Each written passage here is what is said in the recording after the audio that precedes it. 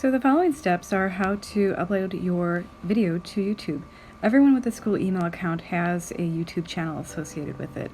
You can go to the YouTube app on your iPad. Make sure that you signed in with your student Gmail account. So go to the top right corner where you see a profile picture and make sure you sign in with your school account. And there you can see that you have your own channel to start with. Down at the bottom there's a plus sign in the middle. Select that. Choose the video you'd like to upload.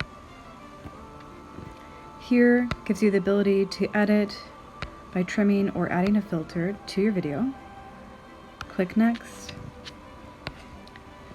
Add a title, add a description. By default it says unlisted, so if you select that, you can choose to set it as public or as unlisted. So unlisted allows anyone with that link to the video to watch the video.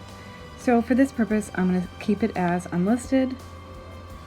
And then I'm going to select upload at the top right corner. Depending on the length of your video will be when it's uploaded. I could see from the bottom right arrow that it's still uploading to my video library.